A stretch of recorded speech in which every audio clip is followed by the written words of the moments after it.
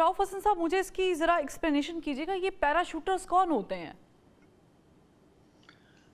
जो लफ्ज इस्तेमाल किया गया है जी, वो मतलब पैराशूटर इज अ पर्सन जो कि एक्चुअली ग्रास रूट से इमर्ज नहीं करती लीडरशिप, जो कि ऊपर से इंपोज की जाती है, बिल्कुल। जैसे कि मिलिट्री डिक्टेटरशिप्स में होता रहा है।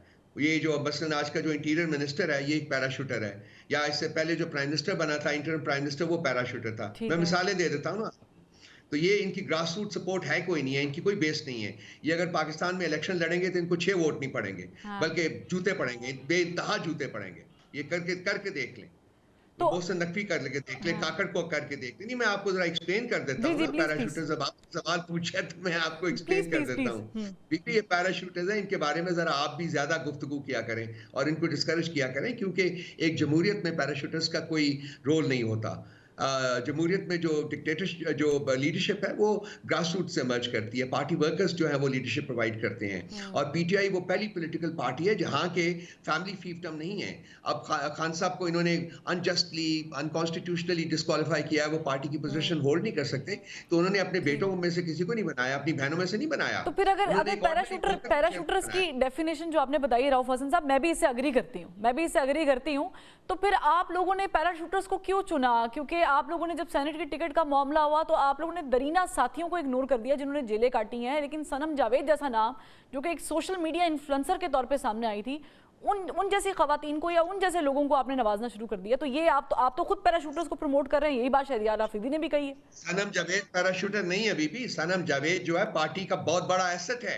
सर कितने साल हुए सनम जावेद को कितने साल हुए पार्टी ज्वाइन किए हुए? सनम जावेद की सैक्रिफाइस पार्टी के लिए देखिए, मिसाल दीजिए। और जो जिन्होंने, हमारे लोगों ने जितना सफर किया, कोई और पॉलिटिकल पार्टी के लोगों ने इतना सफर किया हो, मिसाल दीजिए। सनम जावेद कहां से पैराशूटर आ गई? तो सर अमजद खान न्याजी, उमर चीमा, ये इनकी सैक्रिफाइस सनम जावेद से कम है? मेरा ख्याल से तो ज्यादा ही होंगी। ये पार्टी के बहुत बड़े एसेट्स हैं, इनकी सर्विसेज को रिकॉग्नाइज करते हैं। तो फिर इनको सर मेरा बुनियादी सवाल ये है कि इनको फिर इग्नोर क्यों कर दिया गया? ओवर वन इग्नोर नहीं हुए, ये नहीं इग्नोर हो सकते, कभी भी नहीं इग्नोर होंगे। ये पार्टी में रेलेवेंट रहेंगे हमेशा, जैसे कि पास्ट में रहे, आप भी रहेंगे।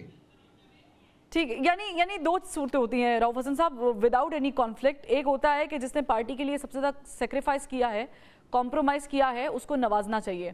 मुझे सिर्फ ये बता दें कि अगर मैं इन दोनों सूरतों में आपसे पूछूं कि सनम जावेद के ज़्यादा कॉम्प्रोमाइज़ सेक्रीफाइस है या उमर चीमा के या फिर अमजद न्याजी के, तो फिर आप किसको चूज करेंगे? बीबी, सबकी सेक्रीफाइस है।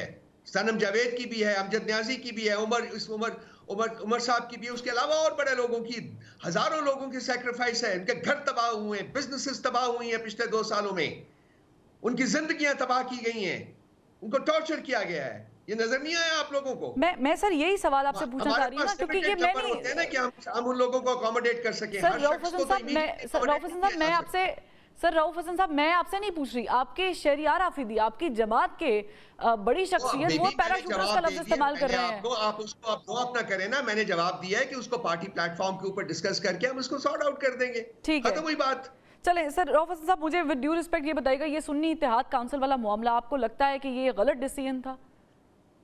नहीं, ऐसी कोई बात नहीं है, गलत या ठीक की बात नहीं है। हमारे बहुत सारे पार्टनर्स हैं, सुन्नी इत्तेहाद काउंसिल भी हमारा पार्टनर है, MWM भी हमारी पार्टनर है, और भी पॉलिटिकल पार्टीज हैं जो हमारी पार्टनर हैं। हम उनके साथ, वो सब हमारे लिए बहुत अहम है। तो फिर हमने उस वक्त तकाजों के मुताबिक हमने एक फैसला किया, वो ठीक है, वो चल पड़ा, बाकी देखेंगे कि आगे क्या होता है। अच्छा, और ये सोली फैसला किसका था?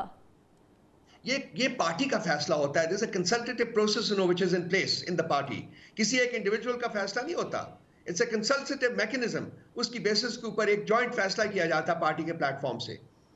ठीक है, यानी ये पार्टी ने कलेक्टिवली एक डिसीजन लिया था कि हम सुन्नी इत्तेहाद काउंसिल के साथ जाएंगे। बहुत शुक्रिया हसन रऊफ साहब, आपने वक्त निकाला।